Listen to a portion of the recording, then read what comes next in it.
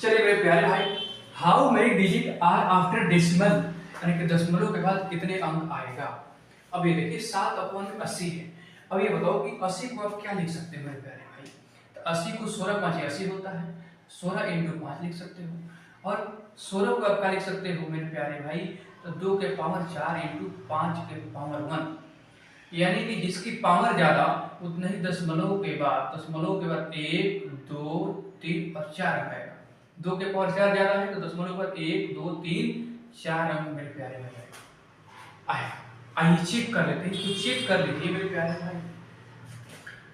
क्या होगा, दशमलव लगाएंगे, दशमलव लगाएंगे, अब ये बताओ दशमलव लगाएंगे तो ये 0 हो जाएगा, ये 70। एक और 0 ले लेंगे तो यहाँ डबल 0 हो जाएगा। समझिए मैं क्या कहा, दशमलव के लिए एक 0 और एक 0 के लिए एक 0, 700 हो गया।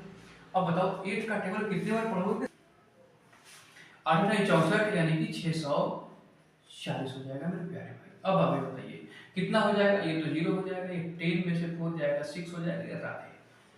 अब बताओ भाई एक 0 ले लेंगे, कितना, एक 0 ले लेंगे। दशमलव के बाद हम एक संख्या, दशमलव के बाद हम एक 0 ले सकते हैं। अगर दूसरा 0 लेंगे मेरे प्यारे भाई तो एक पॉइंट लगाना पड़ेगा, या वो इसके सामने एक 0 लगा दो, 0 लगा दो। अभी 7 बार में कितना हो जाएगा, 7 बार में मेरे प्यारे भाई 560 हो जाएगा, 560 हो जाएगा। अब ये 0 हो जाएगा, 10 में 6 जाएगा, ये 4 ये हो जाएगा 46। 5 का 40 तो होता ही है भाई, 8 5 का 40 यानी कि 400, और ये राधे राधे। यानी कि देखिए दशमलव के बाद 1 2 3 1 4 अंक आया कि नहीं आया, आया कि नहीं आया, यही बताना था ना कि दशमलव के बाद 4 अंक ही आएगा।